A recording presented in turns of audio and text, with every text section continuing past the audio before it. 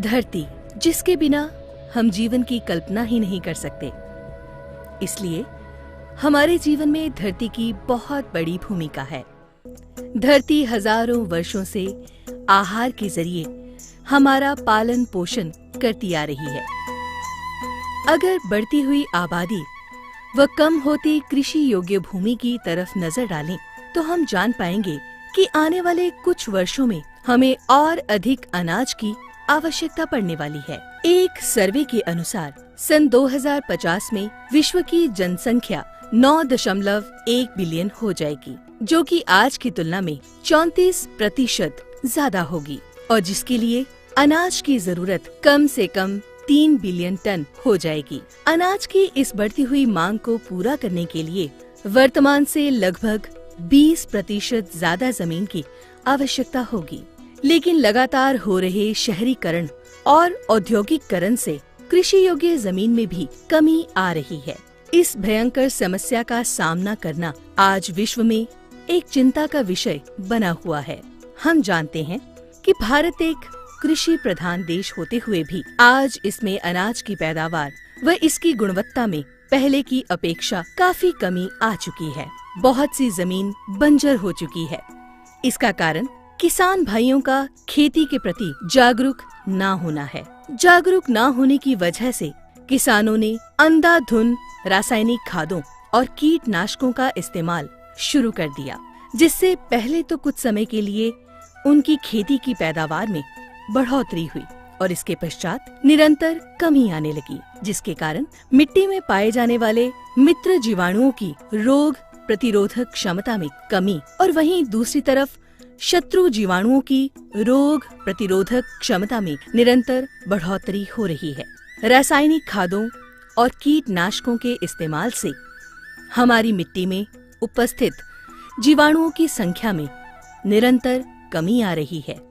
परिणाम स्वरूप मिट्टी की कुदरती उपजाऊ शक्ति लगातार कम हो रही है और हमारी मिट्टी बंजर हो रही है, क्योंकि जीवाणु मिट्टी को प्राकृतिक तौर पर उपजाऊ बनाए रखने में मुख्य भूमिका निभाते हैं। क्या आप जानते हैं कि हमारे कदमों के नीचे जीवाणुओं का बहुत बड़ा जीवित संसार है। जीवाणुओं का यह जीवित संसार करोड़ों की संख्या में लगातार अपना कार्य करता रहता है, जिसे हम अपनी खुली आंखों से नहीं देख सकते।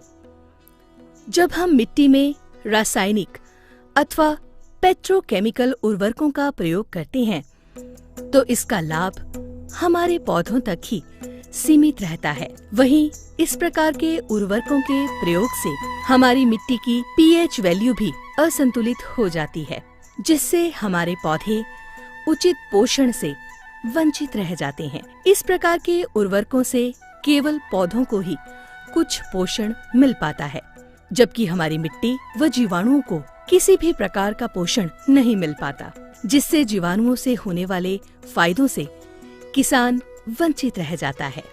मिट्टी की उपजाऊ क्षमता में आ रही निरंतर कमी की समस्या को दूर करने के लिए तथा मिट्टी की कुदरती उपजाऊ शक्ति को बनाए रखने के लिए ग्रीन प्लैनेट लाया है पावर प्लांट प्रीमियम। कई वर्षों के अनुसंधान के बाद ग्रीन प्लैनेट को इसका आविष्कार करने में सफलता प्राप्त हुई। पावर प्लांट प्रीमियम जीवाणुओं, प्राकृतिक हार्मोन तथा सूक्ष्म तत्वों का मिश्रण है। इसमें मौजूद जीवाणु मिट्टी को प्राकृतिक तौर पर उपजाऊ बनाए रखने में तथा रासायनिक पदार्थों से होने वाले दुष्प्रभावों को कम करने में मदद करते हैं और प्रत्यक्ष या अप्रत्यक्ष रूप से मिट्टी में होने वाले प्रदूषण को भी कम करते हैं।